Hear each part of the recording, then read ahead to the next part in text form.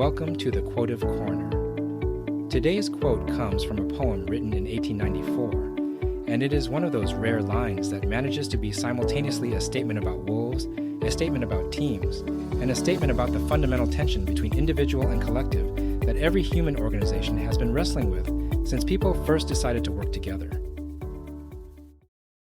For the strength of the pack is the wolf, and the strength of the wolf is the pack.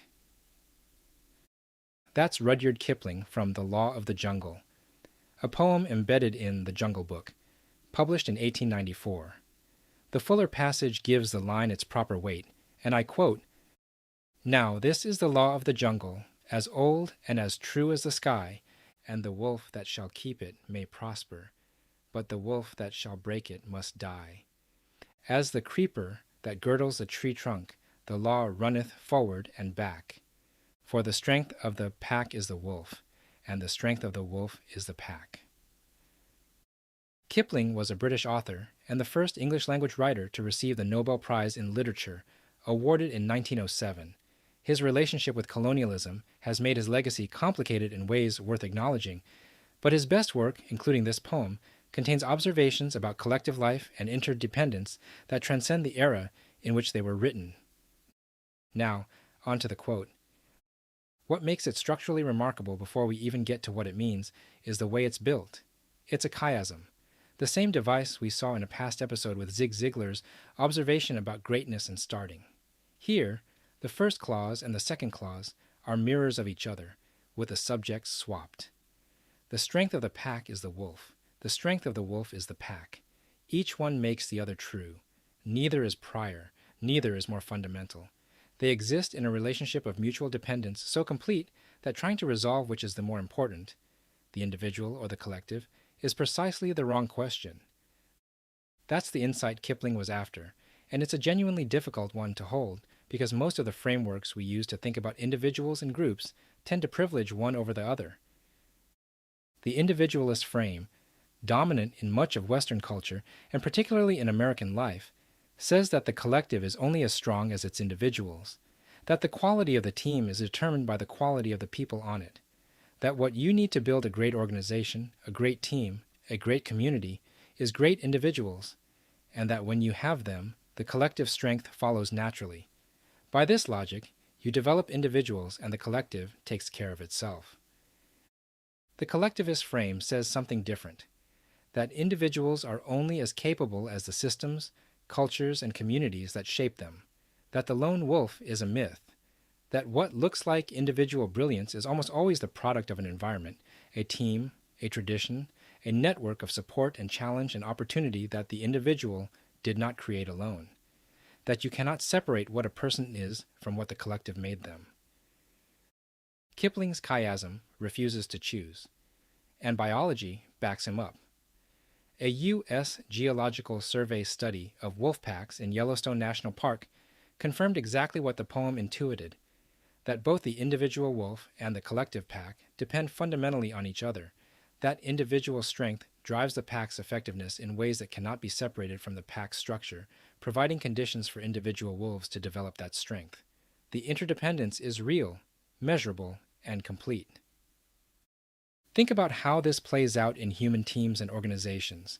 The team that has genuinely strong individuals but no collective cohesion, no shared culture, no trust, no complementary roles, consistently underperforms relative to its individual talent. The research on this is robust. Conversely, the team with excellent collective culture but individuals who are not developing, not being challenged, not growing, that team stagnates and eventually loses its best people to environments that offer more. Both halves of Kipling's equation are required. Neither alone is sufficient. This is what soccer coach Tony Adams was pointing toward in a prior episode when he said to play for the name on the front of the jersey, and they will remember the name on the back, that the individual legacy is built through collective commitment rather than in spite of it. The wolf that hunts only for itself weakens the pack. The wolf that subordinates every individual capacity entirely to the collective eventually has no individual capacity left to contribute. The great wolf and the great pack develop each other. Another coach that we discussed in a previous episode was John Wooden, who spent his entire coaching career living this principle. His pyramid of success placed team spirit, an eagerness to sacrifice personal interest for the welfare of all, as one of the cornerstones of the structure. But he also invested deeply in the development of each individual player, their skills, their character, their understanding of the game. He understood intuitively what Kipling put in verse. You cannot have a great team without great individuals, and you cannot build great individuals without a great team environment around them. The two are not in competition. They are in collaboration. There is also something worth naming about what the mutual dependence looks like when it breaks down, when either half of Kipling's equation is violated.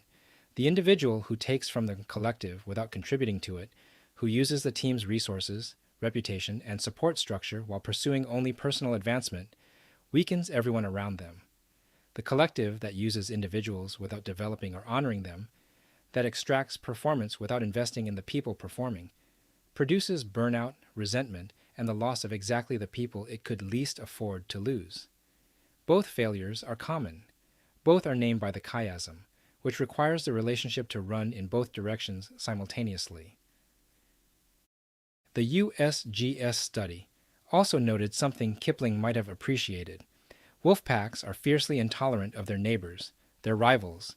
The same interdependence that produces extraordinary cooperation within the pack produces fierce competition between packs.